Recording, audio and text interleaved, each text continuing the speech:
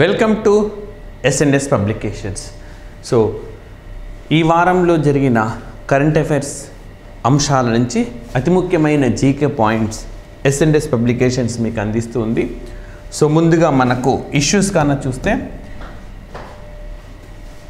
ఐక్యరాజ్య సమితి భద్రతా మండలిలో మనకు women building peace in changing environment అంటే ఈ మారుతున్న ప్రస్తుత ప్రపంచ పరిస్థితులలో మహిళలు శాంతి కోసం చేస్తున్న కృషి అనేది టాపిక్ అన్నమాట.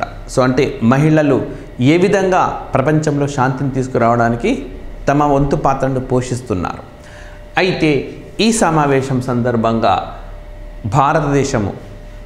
పాకిస్తాన్ దేశం కాశ్మీర్ అంశాన్ని లేవనెత్తింది. అంటే అసలు ఇష్యూ అనే పొలిటికల్ బౌండరీస్ కానీ లేదా ఉగ్రవాదం కానీ ఇలాంటివి కాదు. సో ఇలాంటి సందర్భంలో అనుచితమైన అంశాలను ఎంపిక చేసుకొని ఈ ప్రసంగాన్ని చేయడం పట్ల భారత్ తీవ్ర స్థాయిలో అభ్యంతరం వ్యక్తం చేసింది. ఐక్యరాజ్య సమితిలో భారతదేశం తరఫున శాశ్వత ప్రతినిధిగా సో మనకు పర్వతనేని హరీష్ ఉన్న సంగతి మీకు తెలిసిందే. సో ఆయన తెలుగు రాష్ట్రాలకు చెందినవారు. ఆయన ఉస్మానియా యూనివర్సిటీలో ఇంజనీరింగ్ అధ్యయనం చేసినారు. ఆయన గోల్డ్ మెడల్ కూడా సంపాదించినవారు. సో ఇది అంశము. అయితే ఈ సంఘటన జరగడానికి కొద్ది రోజుల ముందే మనకు ఐక్యరాజ్య సమితి భద్రతా మండలికి సంబంధించిన ఒక సంస్థ ఉన్నది, international covenant on civil and political rights అనే సంస్థ. సో ఈ సంస్థ పాకిస్తాన్లో మానవ హక్కులు పూర్తి స్థాయిలో ఉల్లంఘనకు గురవుతున్నాయని చెప్పింది. పత్రికా స్వేచ్ఛ లేదు, మహిళలకు స్వేచ్ఛ లేదు, రాజ్యాంగబద్ధ సంస్థలు చట్టబద్ధమైన సంస్థలను తమ అదుపులో పెట్టుకొని ప్రభుత్వం నిర్వహణ చేస్తూ ఉన్నది. ఇలా ఎన్నో హక్కులు తమ దేశంలోనే మైనార్టీలకైతే తీవ్ర స్థాయిలో ఇబ్బందులు అవుతూ ఉన్నాయి. మైనార్టీ సామాజిక వర్గాలకు సంబంధించిన బాలికలను మత మార్పిడులకు పాల్పడుతున్నారు. సో ఇవన్నీ కూడా అది మానవ హక్కుల సంఘానికి చెందిన ఈ సిసిపిఆర్ సంస్థ తెలిపింది. సో ఈ విధంగా పాకిస్తాన్ ఇటీవలి కాలంలో ఏ సంస్థ పాకిస్తాన్లో మానవ హక్కులకు సంబంధించిన అంశాలను బయట ప్రపంచానికి తెలియజేసింది అని అడిగితే international covenant on civil and political rights committee. మరి ఈ ఆర్గనైజేషన్ మనకు న్యూయార్క్ కేంద్రంగా పనిచేస్తూ ఉంటుంది. దీన్ని ఎప్పుడు ఎస్టాబ్లిష్ చేశారంటే 16th December 1966. మరి 1966 అనగానే భారతదేశంలో మొట్టమొదటిసారిగా ఇందిరాగాంధీ ప్రధానమంత్రి అయిన సంవత్సరం. అదేవిధంగా మనకు మినిమం సపోర్ట్ ప్రైస్ దాదాపుగా అప్పుడే పెద్ద ఎత్తున మనకు అమల్లోకి వచ్చింది. మరి international covenant on civil and political rights ఇది ఎప్పుడు అమల్లోకి వచ్చింది అంటే 23rd March 1976. So 23rd March ఇదే డేట్ నాడు 23rd March 1950 ఎస్టాబ్లిష్ చేసిన ఆర్గనైజేషన్ ఏదంటే వరల్డ్ మెటీరియలాజికల్ ఆర్గనైజేషన్, ప్రపంచ వాతావరణ సంస్థ. 1976 అనగానే మనకు గుర్తుకు రావాల్సింది 42వ రాజ్యాంగ సవరణ చట్టము. సో 1975 June 25న ఎమర్జెన్సీ విధించినారు. దీన్ని కొనసాగించడానికి 42వ రాజ్యాంగ సవరణ చట్టం చేశారు. మరి ఎప్పుడైతే ఎమర్జెన్సీని విధించినారో ఆ డేట్ని రాజ్యాంగపు హత్యా దినోత్సవం కూడా భారతదేశం ఇటీవలే ప్రకటించింది. సో ఈ అంశం నుంచి ఈ జీకే పాయింట్స్ మనం నేర్చుకోవచ్చు. నెక్స్ట్ టాపిక్ వచ్చేసి మనకు $25 మిలియన్ మేరా ఒక యానిమల్ హెల్త్ సెక్యూరిటీని భారతదేశం ప్రారంభించింది. యూనియన్ గవర్నమెంట్ అంటే జంతువుల సంరక్షణకు ఈ $25 మిలియన్ మేర అమౌంట్ని వినియోగిస్తారు. మరి ఇందుకోసం భారతదేశం ఏ వ్యవస్థలతో ఒప్పందం కుదుర్చుకుందంటే ADB-FAO. ADB అంటే ఏషియన్ డెవలప్మెంట్ బ్యాంక్. సో ఇది మళ్ళీ ఫిలిప్పీన్స్ నుండి మనీలా కేంద్రంగా పనిచేస్తూ ఉంటుంది. భారతదేశానికి సంబంధించి అస్సాం రాష్ట్రంలో వాటర్ ప్రాజెక్టుకు ఆర్థిక సాయం చేస్తుంది. అదేవిధంగా తాపీ పైప్ లైన్ కూడా ఆర్థిక సాయం చేస్తుంది. అదేవిధంగా వరల్డ్ బ్యాంక్ అయితే భారతదేశంలో అనేక ప్రాజెక్టులు, మిషన్ కర్మయోగి అనే ఒక ప్రభుత్వ సివిల్ సర్వెంట్లకు ట్రైనింగ్ ఇచ్చే దాంట్లో కూడా మనకు భాగస్వామిగా ఉన్నది. And food and agriculture organisation ఇటలీలోని రోమ్ కేంద్రంగా పనిచేస్తూ ఉంటుంది. October 16th 1945 నాడు ఈ సంస్థను మనకు ఎస్టాబ్లిష్ చేశారు. మరి వరల్డ్ బ్యాంక్ IMFలను కలిపి బ్రిటన్ వుడ్ ట్విన్స్ అని కూడా అంటారు. సో ఈ బ్రిటన్ వుడ్ ట్విన్స్ అనేవి ఏ ప్రాంతంలో ఉంటాయంటే కెరోల్ అనే ప్రాంతంలో, ఇది న్యూ హ్యాంప్షైర్ అనే రాష్ట్రానికి సంబంధించింది. మనకు తెలంగాణలో ఒక ఎగ్జామ్లో ఇంత డీప్గా అడిగినారు, బ్రిటన్ వుడ్స్ ట్విన్స్ అని చెప్పి వేటిని అంటారు, ఇవి ఎక్కడ నుంచి పనిచేస్తాయి, వాషింగ్టన్ నుంచి పనిచేస్తాయి. వరల్డ్ బ్యాంక్ అండ్ IMF అనేది మనకు వాషింగ్టన్లో ఉంటాయి, బట్ ఈ బ్రిటన్ వుడ్స్ అనేది ఎక్కడ ఉంటుందంటే న్యూ హ్యాంప్షైర్లో ఉంటుంది. సో ఈ విధంగా ఓకే, ఈ అంశం నుంచి మనకు ఈ జీకే పాయింట్స్ అనేవి చూడవచ్చు. అదేవిధంగా వరల్డ్ బ్యాంకుకు ప్రస్తుతము అజేయంగా సారథ్యం వహిస్తున్నారు. సో భారత సంతతికి చెందిన ఒక వ్యక్తి వాషింగ్టన్ కేంద్రంగా పనిచేస్తున్న సంస్థలకు సారథ్యం వహించడం ఇదే మొట్టమొదటిసారిగా మనం చెప్పుకోవచ్చు. ఏషియన్ డెవలప్మెంట్ బ్యాంక్లో మనకు వికాస్ అని చెప్పి ఒకరు ఎగ్జిక్యూటివ్ డైరెక్టర్గా కూడా ఉన్నారు. అండ్ నెక్స్ట్ వచ్చేసి మనకు మరొక వార్తాంశము, అస్సాం రాష్ట్రానికి చెందిన బిబాబ్ కుమార్ తాలూక్దార్. సో ఈయన పర్యావరణవేత్త. మరి ఈయనకు ప్రతిష్టాత్మకమైన హ్యారీ మెస్సెల్ అవార్డు వచ్చింది. ఎవరిచ్చారంటే IUCN, international union for conserving nature వాళ్ళు. సో ప్రకృతి రక్షణకు, వివిధ జంతుజాతుల పరిరక్షణకు కృషి చేస్తున్న వాళ్ళకి ఇచ్చే అవార్డు ఇది. సో అబుదాబీలో ఆయన ఈ అవార్డును అందుకున్నారు, యునైటెడ్ అరబ్ ఎమిరేట్స్లోని అబుదాబీలో. మరి IUCN, international union for conserving nature, దీని హెడ్ క్వార్టర్ మనకి ఎక్కడుందంటే గ్లాండ్లో ఉంది. ఓకే, దీని హెడ్ క్వార్టర్ గ్లాండ్లో ఉంది. సో గ్లాండ్ మనకు ఓకే స్విట్జర్లాండ్లో ఉంటుంది. జెనీవా, గ్లాండ్, లాసెన్ దగ్గరగా ఉంటాయి. లాసెన్లో మనకు ఇంటర్నేషనల్ ఒలింపిక్ కమిటీ ఉంటుంది. సో అదేవిధంగా వరల్డ్ ఎకనామిక్ ఫోరం కూడా అత్యంత సమీపంలోనే ఉంటుంది. మరి IUCNకు ఐక్యరాజ్య సమితిలో ఏ హోదా ఉన్నది అనంటే పరిశీలక హోదా ఉన్నది. ఈ IUCNను మనకు ఎప్పుడు ఎస్టాబ్లిష్ చేశారనంటే 1948 5th అక్టోబర్న. మరి 5th అక్టోబర్ మనకు వరల్డ్ టీచర్స్ డే జరుపుతాం. సెప్టెంబర్ 5th ఏమో నేషనల్ టీచర్స్ డేగా జరిపితే అక్టోబర్ 5th ఏమో వరల్డ్ టీచర్స్ డేగా మనం నిర్వహిస్తూ ఉంటాము. సో మరి బిబాబ్ కుమార్ తాలూక్దార్ ఈయన ఓకే ఏ సంస్థను ఎస్టాబ్లిష్ చేశారంటే అరణ్యక్. సో ఈ సంస్థను ఎస్టాబ్లిష్ చేసి ఈ సంస్థ ద్వారా సామాజిక సేవనైనా చేస్తున్నారు. సామాజిక సేవ అంటే జంతువులకు, పర్యావరణానికి పరిరక్షించడంలో అత్యంత కీలకమైన పాత్రను పోషిస్తున్నారు. ఈ international union for conserving nature అనేది మనకు ఏ జాతులు ఏ స్థితిలో ఉన్నాయి, అంతరించే దశలో ఉన్నాయా, మెరుగ్గా ఉన్నాయా లేదా అని చెప్పి ఒక డేటాను ఏటికాయడు రిలీజ్ చేస్తూ ఉంటుంది. దీని ఆధారంగా ఆయా దేశాలు ఆ ప్రాణులను రక్షించడానికి అవసరమైన చర్యలను చేపడతా ఉంటాయి. వరల్డ్ వైడ్ ఫండ్ కూడా వీరి ఆధ్వర్యంలోనే 1961లో ప్రవేశపెట్టినారు. ఓకే, సో ఇది అంశము. అండ్ నెక్స్ట్ మనం వెళ్ళే ముందు AP mega DSC mentorship program SNS publication start చేసింది. సో మీకు బుక్స్ కూడా కావాలి అంటే 3,919 రూపీస్ పే చేయాల్సి ఉంటుంది. ప్రతిరోజు క్లాసెస్ ఉంటాయి, ప్రతిరోజు ఎగ్జామ్స్ కూడా ఉంటాయి. సో నవంబర్ 4th నుంచి ఇది ప్రారంభం కాబోతున్నది. అండ్ నవంబర్ 6వ తేదీన మెగా డిఎస్సి రాబోతున్నది ఆంధ్రప్రదేశ్ రాష్ట్రంలో. సో ఈ అవకాశాన్ని వినియోగించుకోండి. ఇప్పటికే తెలంగాణలో క్లాసెస్కు అటెండ్ అయిన ఎంతోమంది అభ్యర్థులు జాబ్ సంపాదించినారు. సో వాళ్ళ బాటలో మీరు కూడా నడవడం ద్వారా ఉద్యోగం సాధించాలన్న మీ కళ ఈ సంవత్సరమే నెరవేరబోతున్నది. సో ఎగ్జామ్ రాసిన రోజే మీరు కాన్ఫిడెంట్గా ఉండాలి అని అంటే ఈ కోర్సును జాయిన్ కావడం ద్వారా మీరు దాన్ని సాధించవచ్చు. అదేవిధంగా బుక్స్ లేకుండా అయితే ఇదే సేమ్ కోర్స్ మనకు 2,919 రూపీస్కు లభిస్తుంది. ఆన్లైన్లో క్లాసులు ఉంటాయి, డైలీ ఎగ్జామ్స్ ఉంటాయి. ఇది నవంబర్ 4th నుంచి. మీకు వీలున్న లైవ్ అంతా అటెండ్ కావాలి. లేని పక్షంలో ఉద్యోగులైతే మీరు అండ్ లేదా మీకు వివిధ పనుల నిమిత్తం హాజరు కాలేకపోతే తర్వాత మీరు క్లాసును చూసేందుకు అవకాశం ఉంటుంది. రైట్. సో అదేవిధంగా ఏపీడిఎస్సి ఆచార్య అనే పేరుతో 90 days ప్రణాళికను తీసుకొని వచ్చింది. 1,499 రూపీస్. ఇది మనకు రేపే అంటే నవంబర్ 2వ తేదీన ప్రారంభం కాబోతున్నది. 4 months పాటు వ్యాలిడిటీ ఉంటుంది. ప్రతిరోజు ఎగ్జామ్స్, ప్రతి పరీక్ష కూడా వివరణలతో కూడిన వీడియో ఉంటుంది. అండ్ అదేవిధంగా ఏపీడిఎస్సి ఆర్యభట్టతో సో 0 నుంచి హీరో అనే ఒక ప్రోగ్రామ్ తీసుకొని వచ్చింది. 75 డైలీ టెస్ట్లు, 10 డివిజన్ టెస్ట్లు, 5 గ్రాండ్ టెస్ట్లు ఉంటాయి. ఇందులో నవంబర్ 4th నుంచి ఇది కూడా ప్రారంభం కాబోతున్నది. దీనికి ఫీజు వచ్చేసి 1,499. అదేవిధంగా ఏపీడిఎస్సి ఓకే సోషల్కు సంబంధించి బాహుబలి పేరుతోటి ఒక మోడల్ టెస్ట్ సిరీస్ ప్రోగ్రామ్ తీసుకొని వచ్చింది SNS. ప్రతిరోజు ఎగ్జామ్స్ నిర్వహణ, ప్రతి పరీక్ష వివరణతో కూడిన వీడియో ఉంటుంది.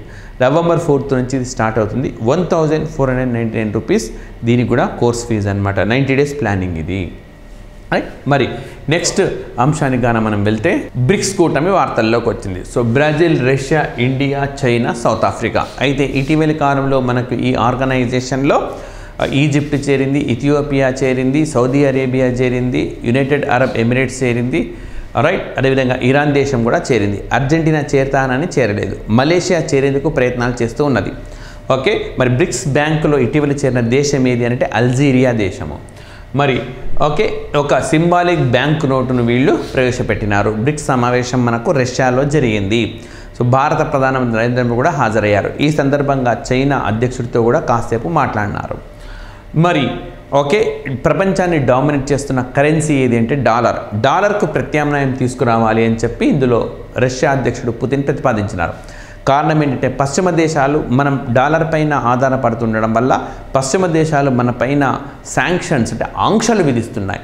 ఈ ఆంక్షల నుంచి మనము తప్పించుకోవాలి అని అంటే ఒక ప్రత్యామ్నాయ కరెన్సీ ఉండాలి అని చెప్పారు. అదేవిధంగా ఒక గ్రెయిన్ ఎక్స్చేంజ్ను కూడా ప్రతిపాదించినారు. సో మరి దీనికి సంబంధించి జీకే బిట్ చూస్తే మొట్టమొదలు అసలు బ్రిక్స్ అనేది లేదు, బ్రిక్ అని మాత్రమే ఉన్నది. మరి ఈ పదాన్ని మొదట వాడింది ఎవరంటే జిమ్ ఓనీల్. సో చాలా సందర్భాల్లో అడిగింది.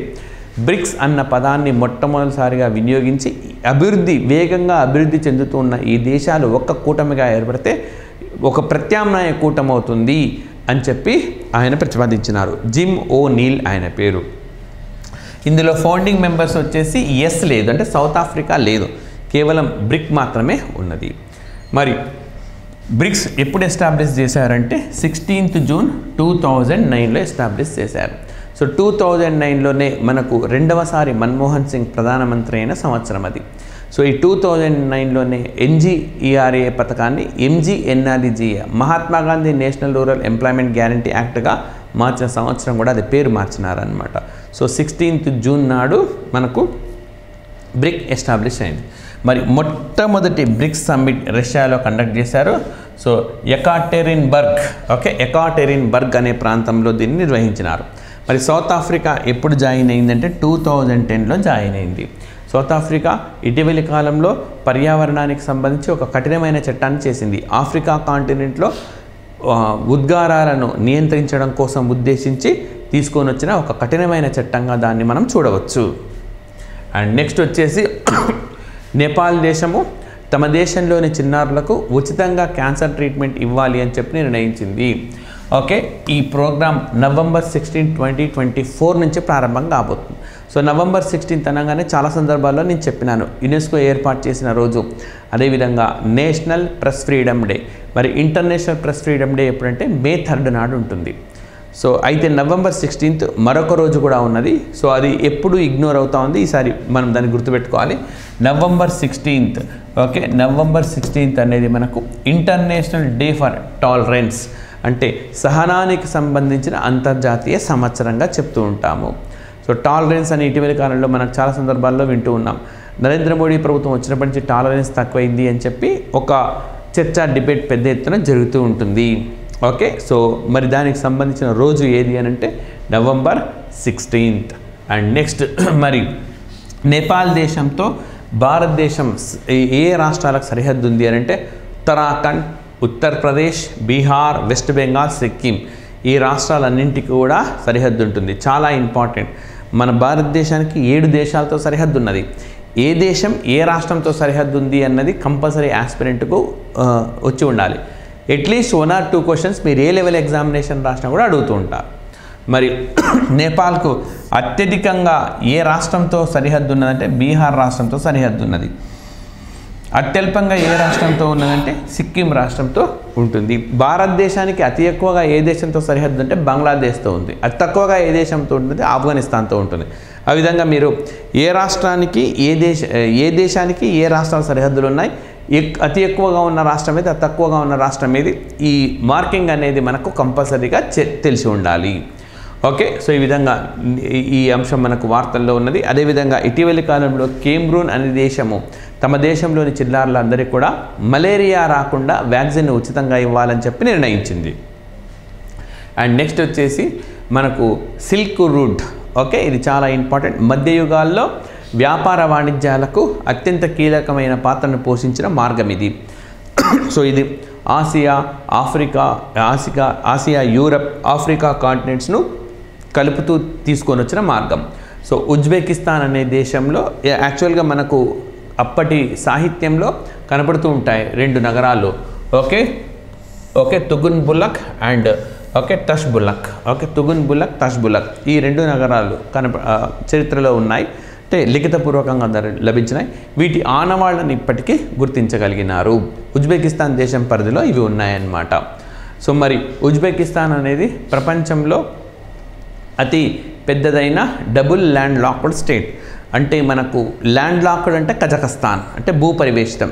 భూపరివేష్టిత దేశం అంటే చుట్టూ ఉండే దేశాలు కూడా మనకు ల్యాండ్ ఉన్న దేశాలు అయితే, అంటే సముద్రం లేని దేశాలు అయితే వాటిని మనము డబుల్ ల్యాండ్ లాక్డ్ అంటాం. ప్రపంచంలో 2 ఉన్నాయి, ఒకటి ఉజ్బెకిస్తాన్ అయితే 2 మనకు లిచెస్టైన్. సో ఈ లిచెస్టైన్ అనేది యూరప్లో ఉంటుంది. సో మనకు ఐక్యరాజ్యసమితి భద్రతా మండలిలో ఏదైనా దేశం వీటో అధికారాన్ని వినియోగిస్తే ఆ దేశాలు జనరల్ అసెంబ్లీలో ఎందుకు వినియోగించినామో వివరణ ఇవ్వాలి అనే ఒక తీర్మానాన్ని ప్రవేశపెట్టిన దేశం కూడా లిచెస్టైన్ దేశం. సో మళ్ళీ మనం ఈ అంశానికి కానవస్తే మరి ఈ silk road, father of silk road అంటే దీన్ని ఈ సిద్ధాంతాన్ని ప్రతిపాదించి ఖచ్చితంగా ఇక్కడ ఏదో పెద్ద ఎత్తున జరిగింది వాణిజ్యము అని ఆ మార్గాన్ని కనిపెట్టినారు కాబట్టి ఫాదర్ ఆఫ్ సిల్క్ రోడ్గా జాంగ్ క్వియా అని చెప్తారు. Father of silk road. Zhang Qian అని చెప్తారు. నెక్స్ట్, ప్రపంచంలో అతిపెద్ద double land locked country Uzbekistan అని చెప్పుకున్నాం. అతి చిన్నది లిచెస్టైన్. మరి అతి ఎక్కువగా జనాభాను కలిగిన ల్యాండ్ లాక్డ్ కంట్రీ ఏదంటే ఇథియోపియా. రైట్. సో ఇథియోపియా దేశానికి చెందిన వాడే మనకు టెడ్రోస్ అద్నామ్ ప్రస్తుతం ప్రపంచ ఆరోగ్య సంస్థకు సారథ్యం వహిస్తూ ఉన్నారు. ఆయనకు last year international Olympic medal కూడా దక్కింది. ఈ సంవత్సరం మన దేశం నుంచి ఇంటర్నేషనల్ ఒలింపిక్ మెడల్ అభినవ్ బింద్రాకు దక్కింది. నెక్స్ట్ వచ్చేసి మరి భారత ప్రధానమంత్రి నరేంద్ర మోడీ అండ్ స్పెయిన్ అధ్యక్షుడు పెడ్రో సాంచెజ్ వీళ్ళిద్దరు కూడా గుజరాత్లోని వడోదరాలో మనకు అనేక ద్వైపాక్షిక సంబంధాలను చర్చించడంతో పాటు C-295 టాటా సంస్థ నెలకొల్పిన C-295 తయారీ యూనిట్ కూడా సందర్శించినారు. సో ఈయన స్పెయిన్ దేశానికి చెందిన అధ్యక్షుడు. ఈ C-295 అనేవి భారతదేశం 56 కావాలని కోరుకున్నది. 40 స్పెయిన్ నుంచి కొంటున్నాం, 16 స్పెయిన్ నుంచి కొంటున్నాం, 40 మనం తయారు చేసుకుంటున్నాం. ఇందులో టాటా సంస్థలో తయారు చేస్తారు. ఎందుకు? గుజరాత్లోని వడోదరాలో ఈ సంస్థని ఎస్టాబ్లిష్ చేశారు. ఇదే గుజరాత్లోని వడోదరాలో గతిశక్తి యూనివర్సిటీ ఉన్నది. గతిశక్తి చైర్ అంటే మాత్రం మేఘాలయలోని షిల్లాంగ్లో ఉంది. మరి దక్షిణ యూరప్లో అతిపెద్ద దేశం ఏది అంటే స్పెయిన్. సో ఇది వార్తల్లో ఉన్నప్పుడు దానికి సంబంధించిన జీకే ఇష్యూస్ మనకు అడగవచ్చు. మరి ఇది స్పెయిన్లోని మాడ్రిడ్లో మనకు వరల్డ్ టూరిజం ఆర్గనైజేషన్ ప్రపంచ పర్యాటక సంస్థ ఉంటుంది. దీన్ని ఎప్పుడు ఎస్టాబ్లిష్ చేశారంటే 1 నవంబర్ 1975. సో 1975లోనే భారతదేశంలో ఎమర్జెన్సీని ప్రకటించినారు. 1975లోనే యూరోపియన్ స్పేస్ ఏజెన్సీ ఏర్పాటైంది. 1 నవంబర్ అంటే మనకు అప్పట్లో జెంటిల్మెన్ అగ్రిమెంట్ తర్వాత, ఫజల్ అలీ కమిషన్ రిపోర్ట్ తర్వాత 2 తెలుగు ప్రాంతాలు, నాటి హైదరాబాద్ రాష్ట్రం, నాటి ఆంధ్ర రాష్ట్రాన్ని విలీనం చేసిన డేట్ ఏది అంటే మనకు 1 నవంబర్. అండ్ అదేవిధంగా మనకు ఇదే స్పెయిన్లోని బార్సిలోనా అనే ప్రాంతంలో మనకు world association of zoos and aquariums అనేది ఉంటుంది. World association of zoos and aquarium. ఈ world association of zoos and aquarium అనేది మనకు ఇటీవలే ఢిల్లీకి చెందిన జూని సస్పెండ్ కూడా చేసింది. మరి దీనికి గతంలో ఏం పేరు ఉండిందంటే international union of directors of zoological gardens అనే పేరు ఉండింది. 1935లో ఎస్టాబ్లిష్ చేశారు. అదే సంవత్సరం ఒక చట్టాన్ని బ్రిటిష్ ప్రభుత్వం చేసింది. అది బ్రిటిష్ చరిత్రలో అతిపెద్ద చట్టం. 321 ఆర్టికల్స్ అనేవి ఉంటాయి. దాంట్లో భారతదేశానికి సంబంధించి చేసిన చట్టం అది. మరి international union of directors of zoological gardens దీని హెడ్ క్వార్టర్ ఎక్కడ ఉండింది అంటే స్విట్జర్లాండ్లోని బాసెల్లో ఉండింది. సో బాసెల్ ఇప్పుడు బ్యాంకింగ్ రంగానికి సంబంధించి అత్యంత కీలకమైన ఒప్పందాలున్న వ్యవస్థగా మనం చూడవచ్చు, రైట్. సో ఈ బాసెల్ అనేది బాసెల్ 3 ఇప్పుడు అమల్లో ఉంది అన్నమాట మనకు. నెక్స్ట్ మరి భారత ప్రధానమంత్రి నరేంద్ర మోడీ ఈ బ్రిక్స్ సమావేశంలో పార్టిసిపేట్ చేశారు. ఇంతకుముందు కూడా మనం ఒక ఇష్యూ చూసినాం. సో ఇప్పుడు సొహరాయ్ పెయింటింగ్, ఓకే, ఈ పెయింటింగ్ను రష్యా అధ్యక్షుడు పుతిన్కు గిఫ్ట్గా ఇచ్చినారు భారత ప్రధానమంత్రి. సో ఈ సమావేశం మనకి ఏ నగరం నిర్వహించినారంటే కజాన్ అనే నగరంలో, రష్యాలో. సో సొహరాయ్ పెయింటింగ్ అనే దాన్ని భారత ప్రధానమంత్రి రష్యా అధ్యక్షుడు పుతిన్కు బహుమతిగా ఇచ్చినాడు. మరి ఈ సొహరాయ్ పెయింటింగ్ అనేది mural art form. So mural అనంటే గోడ పైన వేసే ఒక గొప్ప చిత్రకళ అన్నమాట. ఓకే, సో మరి భారతదేశంలో ఈ చిత్రకళ భింబెట్కా, ఓకే, భింబెట్కా కేవ్స్లో కనిపిస్తుంది. ఓకే, భింబెట్కా కేవ్స్ అన్నమాట. So UNESCO world heritage site జాబితాలో కూడా మనకు దీనికి చోటు ఉన్నది. అండ్ మురూస్ అనే పదం నుంచి ఇది వచ్చింది. మురూస్ అంటే మనకు లాటిన్ భాషలో వాల్ అని అర్థము, గోడ అని అర్థము. సో గోడ పైన చిత్రీకరించేది. అయితే ఒరిజినల్ బొమ్మ ఎంత ఉంటుందో దాంట్లో నిర్ణీత లైక్ వైశాల్యంలోనే దీన్ని చిత్రీకరించే ఒక కండిషన్ అనేది ఉంటుంది. ఓకే, మరి సొహరాయ్ ఆర్ట్ ఫామ్ అనేది మనకు మీసో చాల్కోలిథిక్ పీరియడ్కు సంబంధించింది. అంటే ఓకే 9000 నుంచి 5000 BC మధ్య ఈ రకమైన ఆర్ట్ అనేది ఆవిర్భవించింది. మరి okay, Isco rock shelter excavated having mural painting is in okay Hazaribagh. So ఈ హజారీబాగ్లోనే ఈ సొహరైల్ పెయింటింగ్ అనేది చాలా ఫేమస్ అనమాట. అక్కడ స్థానికంగా ఉండే గిరిజనులు ఈ ఆర్ట్ ఆఫ్ పెయింటింగ్కు ఎక్కువగా ఓకే నిపుణులై ఉంటారు. ఈ హజారీబాగ్లోని ఈ సొహరైల్ పెయింటింగ్కు GI ట్యాగ్ కూడా ఉన్నది. అండ్ ఈ సొహరాయిలీ ఫెస్టివల్, సొహరాయ్ అనేది వాళ్ళ ఒక వేడుక, ఒక పండుగ అన్నమాట. ఓకే, ప్రతి వింటర్లో వీళ్ళకు ఓకే ఈ వేడుకను ఈ విధంగా అయితే తెలుగు వాళ్ళు సంక్రాంతి నిర్వహిస్తారో ఈ విధంగా ప్రతి వింటర్లో ఈ సొహరాయ్ ఫెస్టివల్ అనేది ఓకే ఎవ్రీ ఇయర్ నిర్వహిస్తారు, రైట్. సో ఈ విధంగా మనకి అంశం వార్తల్లో ఉంది. అండ్ నెక్స్ట్ వచ్చేసి మనకు బెల్ట్ అండ్ రోడ్ ఇనిషియేటివ్ నుంచి బ్రెజిల్ బయటకు వెళ్ళిపోయింది. సో ఓకే G7 దేశమైన ఇటలీ బయటకు వెళ్ళింది. ఆసియా దేశమైన ఫిలిప్పీన్స్ కూడా బయటకు వెళ్ళింది. సో ఈ బ్రెజిల్ అనేది దీన్ని న్యూ సిల్క్ రోడ్ అని కూడా అంటారు. సో బెల్ట్ అండ్ రోడ్ ఇనిషియేటివ్ని న్యూ సిల్క్ రోడ్ అనే పేరుతో కూడా పిలుస్తారు, రైట్. ఇంతకుముందు కూడా చూసాం మనం సిల్క్ రోడ్ అని చెప్పి. ఓకే, ఆల్రెడీ ఈ సెషన్లోనే మనకు వార్తల్లోకి వచ్చింది. సో నవీన సిల్క్ రోడ్ అంటారు. సో ఈ కాన్సెప్ట్ను చైనా ఎప్పుడు డెవలప్ చేసిందంటే 2013లో. సో బెల్ట్ అండ్ రోడ్ ఇనిషియేటివ్ని ఎప్పుడు ప్రవేశపెట్టిందంటే 2013లో. ఇదే 2013లో మనకు మనకు ఈ ఓకే చట్టం అనేది వచ్చింది. కార్పొరేట్ సోషల్ రెస్పాన్సిబిలిటీ చట్టం అనేది భారత పార్లమెంట్ చేసింది. ఓకే, హ్యూమన్ స్కావెంజింగ్ యాక్ట్ అనేది ఇదే సంవత్సరం చేసింది. లోక్పాల్ చట్టం ఇదే సంవత్సరం మనకు వచ్చింది. సో ఈ విధంగా రకరకాల చట్టాలు ఓకే ఈ బెల్ట్ అండ్ రోడ్ ఇనిషియేటివ్లో భాగంగా తీసుకొని వచ్చినారు. మరి ఇందులో భారతదేశం చేరలేదు. కారణం ఏంటంటే భారతదేశ సార్వభౌమ అధికారాన్ని ప్రశ్నించినట్టు అన్నమాట ఇది. సో ఓకే సావరిన్ పవర్ని అంటే యాక్చువల్గా ఇది పాక్ ఆక్యుపైడ్ కాశ్మీర్ గుండా కూడా ఇది పాకిస్తాన్తో కనెక్టివిటీని కలిగి ఉంటుంది.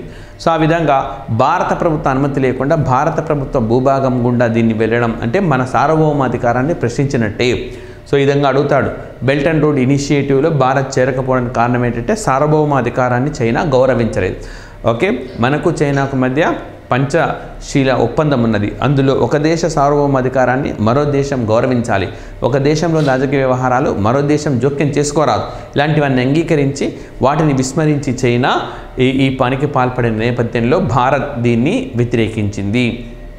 అయితే 2013లో ప్రారంభించినప్పటికీ అనుకున్న సమయంకి పూర్తి కాలేదు. కరోనా రావడము నత్తనడకన సాగుతూ ఉన్నది. ఓకే, సో ఈ project belt and road initiative అంటారు. నెక్స్ట్ వచ్చేసి మనకు ఓకే కేంద్ర మనకు సాంస్కృతిక మంత్రిత్వ శాఖ వాళ్ళు నేషనల్ మిషన్ ఫర్ మానుస్క్రిప్ట్స్. సో మానుస్క్రిప్ట్స్ అని అంటే రాతప్రతి అన్నమాట. సో పూర్వకాలం నాటి సాహిత్యం ఏదైతే ఉందో దానికి సంబంధించిన రాతప్రతులకు చెందిన ఇష్యూ. మరి నేషనల్ మిషన్ ఫర్ మానుస్క్రిప్ట్స్ని ఓకే రివైవ్ చేయాలి, రీలాంచ్ చేయాలి అని చెప్పి నిర్ణయించింది. మరి ఈ నేపథ్యంలో ఏం క్వశ్చన్స్ అడుగుతారంటే మరి నేషనల్ మిషన్ ఆన్ మాన్యుస్క్రిప్ట్స్ ఇది మనకి ఇప్పుడు ఎందులో భాగం అంటే Indira Gandhi national centre for arts, IGNCA అంటాం కదా, ఇందిరాగాంధీ నేషనల్ సెంటర్ ఫర్ ఆర్ట్స్లో ఇది భాగం అన్నమాట. మరి నేషనల్ మిషన్ ఫర్ మాన్యుస్క్రిప్ట్స్ ఎప్పుడు ఎస్టాబ్లిష్ చేశారంటే 2003 సంవత్సరంలో ఎస్టాబ్లిష్ చేశారు. ఓకే, మరి దీని మొట్టో అంటే దీని నినాదం ఏంటంటే conserving the past for the future, అంటే మన భవిష్యత్తు కోసం మన గతాన్ని పరిరక్షించడము. ఓకే, మన భవిష్యత్తు కోసం మన గతాన్ని పరిరక్షించడము. మరి ఇది ఎవరి ఆధ్వర్యంలో ఉందంటే మనం Indira Gandhi national centre for arts అనుకున్నాం. Indira Gandhi national centre for arts ఎప్పుడు ఎస్టాబ్లిష్ చేశారంటే 19th నవంబర్ 1985. సో మరి ఈ ఇందిరాగాంధీ గారు ఓకే చనిపోయిన సంవత్సరం మనకు 1984. ఆ తర్వాత 1985లో దీన్ని ఎస్టాబ్లిష్ చేశారు. నవంబర్ 19th అనేది వారి జన్మించిన రోజు అన్నమాట. ఓకే, జయంతి. ఈ నవంబర్ 19th గతంలో భారతీయ మహిళా బ్యాంక్ కూడా ఎస్టాబ్లిష్ చేశారు 2012లోనో 13లోనో. బట్ తర్వాత దాన్ని స్టేట్ బ్యాంక్ ఆఫ్ ఇండియాలో విలీనం చేశారు. 1985లో కూడా నాకు గుర్తున్నంత మేరకు 52వ రాజ్యాంగ సవరణ చట్టం వచ్చిన సంవత్సరం అది. సో ఇది ఫిరాయింపు నిరోధక చట్టం అంతా యాంటీ డిఫెక్షన్ లాకు సంబంధించింది. భారత రాజ్యాంగంలో 10వ షెడ్యూల్ను దీని ద్వారా చేర్చినారు. ఆ తర్వాత 91వ రాజ్యాంగ సవరణ చట్టం ద్వారా 10వ షెడ్యూల్ని కూడా మరొకసారి సవరించినారు. ఓకే, సో చాలా ఇంపార్టెంట్ అంశాలు ఇవి. నెక్స్ట్ వచ్చేసి మనకు కేరళ హైకోర్టు ఒక జడ్జిమెంట్ ఇచ్చింది. సో ఇదేంటనంటే ఓకే బిడ్డకు పాలు ఇవ్వడం అన్నది తల్లికున్న ప్రాథమిక హక్కు. సో అదేవిధంగా ఆ బిడ్డ కూడా ఆ పాలను స్వీకరించడం అన్నది అతడికి ఉన్న పాల హక్కు, అతడికి ఉన్న ప్రాథమిక హక్కు అన్నమాట. ఫండమెంటల్ రైట్గా మనకు కేరళ హైకోర్టు ఇటీవల జడ్జిమెంట్ ఇచ్చింది. సో చాలా ఇంపార్టెంట్, ఎగ్జామినేషన్స్లో ఫోకస్ చేసి అడుగుతారు దీన్ని. సో బ్రెస్ట్ ఫీడింగ్ ఇది ఓకే ఈ విధంగా పాలు ఇవ్వడం అన్నది ఏ రాజ్యాంగం ఏ ఓకే ఆర్టికల్లో ఉన్న ప్రాథమిక హక్కు అంటే ఆర్టికల్ 21లో భాగం అని చెప్పింది. రైట్ టు లైఫ్, జీవించే హక్కులో ఇది భాగము అని చెప్పింది. సో ఇటీవలి కాలంలో మనకు ఆర్టికల్ 21 2 సందర్భాల్లో వార్తల్లోకి వచ్చింది. అత్యుత్తమమైన పర్యావరణం అన్నది పౌరులకున్న ప్రాథమిక హక్కు అని చెప్పి ఈ ప్రాథమిక హక్కు ఆర్టికల్ 14 ఆర్టికల్ 21 ప్రకారం ఉంటుంది అని చెప్పింది. రీసెంట్గా ఢిల్లీ బాగా మోస్ట్ పొల్యూటెడ్ సిటీగా వార్తలు వచ్చిన నేపథ్యంలో కూడా మరి ఢిల్లీ పౌరుల ఆర్టికల్ 21 వైలేట్ అవుతుంది అని కూడా సుప్రీంకోర్టు చెప్పింది.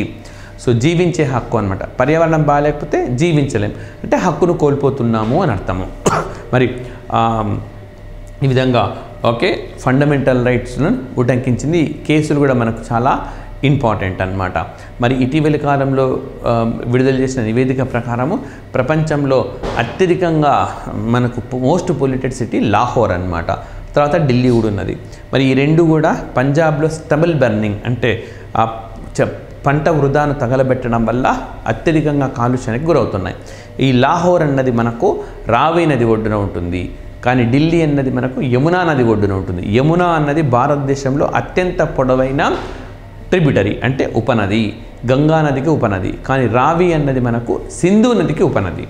ఓకే, అండ్ నెక్స్ట్ వచ్చేసి మనకు సుప్రీంకోర్టు ఓకే ఆధార్ కార్డుకు సంబంధించి ఒక కీలకమైన జడ్జిమెంట్ ఇచ్చింది. ఆధార్ అన్నది కేవలం గుర్తింపు కార్డు మాత్రమే. మీరు బర్త్ డేట్ ఆఫ్ ప్రూఫ్కి దాన్ని యాక్సెప్ట్ చేయలేము. బర్త్ డేట్ ఆఫ్ ప్రూఫ్కి 10th క్లాస్ సర్టిఫికెటే. మరి 10th క్లాస్ చదవనోడి కంటే బర్త్ సర్టిఫికెట్స్ ఇతర సర్టిఫికెట్స్, కానీ ఆధార్ను మనము యాక్సెప్ట్ చేయరాదు. ఆధార్ అనేది కేవలం ఒక ఐడెంటిటీ కార్డు మాత్రమే అని చెప్పింది. అంటే ఎక్కడ వినియోగిస్తారు? ఫర్ ఎగ్జాంపుల్ మీరు టీఎస్పీఎస్సీ ఏపీపీఎస్సీ ఎగ్జామ్స్ రాస్తారు. సో అభ్యర్థి మీరే అనుకోండి, అభ్యర్థి పేరు రాజేంద్ర శర్మ. సో నేనే రాజేంద్ర శర్మ అని చెప్పడానికి ఆధార్ కార్డుని నేను చూపెట్టాలి. అంతేగాని ఏజ్ పరంగా నేను ఎలిజిబుల్లా కాదా అని చెప్పి ఆధార్ కార్డులో చూపడానికి ఉండదు, ఆధార్ కార్డు పెట్టడానికి ఉండదు. ఎందుకంటే అది ఎప్పుడైనా మనం డేట్ ఆఫ్ బర్త్ను మార్చుకొని ఎలిజిబుల్ కాకుండా ఎలిజిబుల్గా ఎంటర్ కావచ్చు కదా. సో అందుకని సాధ్యం కాదనమాట. సో ఈ విధంగా ఆధార్ కార్డు అనే దాన్ని కేవలం ఐడెంటిటీ కార్డుగా మాత్రమే ఓకే స్వీకరించాలి. మరి unique identification authority of India ఇది ఒక చట్టబద్ధమైన సంస్థగా ఎప్పుడు మార్చారంటే 2016లో. అంతకుముందే ఏర్పాటైంది ఇది, బట్ దీన్ని ఒక చట్టబద్ధమైన సంస్థగా 2016లో చేశారు. మరి the number of digits in Aadhaar 16 ఉంది తప్పు, దీనికి 12 డిజిట్స్ ఉంటాయి. ఆధార్లో ఎన్ని డిజిట్స్ ఉంటాయని అంటే 12 డిజిట్స్ అనేవి ఉంటాయి. మరి ఆధార్ అనే వ్యవస్థకు ప్రస్తుతం చైర్మన్గా ఎవరు ఉన్నారంటే నీల్కాంత్ మిశ్రా ఉన్నారు. ఓకే, నీల్కాంత్ మిశ్రా. మరి ఓకే, దీనికి మొట్టమొదటి చైర్మన్ ఎవరంటే నందన్ నిలేకని, ఇన్ఫోసిస్ కోఫౌండర్గా చెప్పుకోవచ్చురని. సో ఇన్ఫోసిస్ అనగానే నారాయణమూర్తి గారు గుర్తుకొస్తారు, బట్ వీరు కూడా కీలక పాత్ర ఉన్నది, నందన్ నిలేకని. అదేవిధంగా మనకు నారాయణమూర్తి వారి మిస్సెస్ సుధామూర్తి వారిని రాజ్యాంగంలోని ఆర్టికల్ 80 ప్రకారము రాజ్యసభకు నామినేట్ చేశారు ఈ ఏడాది భారత రాష్ట్రపతి ద్రౌపది ముర్ము. అండ్ అదేవిధంగా UIDAI ఎప్పుడు ఎస్టాబ్లిష్ చేశారంటే 28 జనవరి 2009 మనకి సెషన్లో రెండోసారి వార్తల్లోకి వచ్చింది. ఆధార్ను NREGAను Mahatma Gandhi national rural employment guarantee యాక్ట్గా మార్చిన సందర్భం అదే, రైట్. అండ్ నెక్స్ట్ వచ్చేసి మనకు 21st నేషనల్ లైవ్ స్టాక్ సెన్సస్ను కేంద్రం ప్రారంభించింది. సో ప్రతి 5 సంవత్సరాలకు ఒకసారి ఈ లైవ్ స్టాక్ సెన్సస్ చేపడుతుంది. లైవ్ స్టాక్ అని అంటే మనకు పశు సంపద. సో రైట్, మనకు ఈ లైవ్ స్టాక్ చేయడం వల్ల వ్యవసాయ రంగంలోని ఉపరంగాల్లో ఎంతమంది ఆధారపడి ఉన్నారు, వ్యవసాయ రంగంలో దీని వాటా ఎంత ఉన్నది, మొత్తం జాతీయ ఆదాయంలో ఎంత వాటా ఉన్నది, ఇట్లాంటి విశ్లేషణాత్మక అంశాలన్నింటికి కూడా సమాధానం ఉంటుంది. సో మరి మొట్టమొదటిసారిగా ఈసారి చేపట్టబోతున్న లైవ్ స్టాక్ సెన్సస్కు సంబంధించి ప్రత్యేకత ఏంటంటే మొబైల్ యాప్ ద్వారా ఈ సంవత్సరం మొబైల్ యాప్ ద్వారా వీటిని వివరాలన్నింటినీ కూడా సేకరిస్తూ ఉన్నారు. మరి లైవ్ స్టాక్ సెన్సస్ మొట్టమొదటిసారిగా ఎప్పుడు సేకరించారంటే 1919లో, అంటే మాంటెగ్యూ చేమ్స్ఫోర్డ్ రిఫార్మ్స్ వచ్చిన సంవత్సరం అది. అమలు కావడం మాత్రం తర్వాత అమలైంది కానీ 1919లోనే వచ్చింది. సో అదేవిధంగా మనకు 1919లోనే రౌలా చట్టం వచ్చింది. ఈ రౌలా చట్టానికి వ్యతిరేకంగానే మొట్టమొదటిసారిగా మహాత్మా గాంధీ గారు జాతీయ ఉద్యమంతో ముడిపడున్న మూమెంట్ ఆయన చేశారు. అంతకుముందు ఆయన మూమెంట్స్ చేసినారు.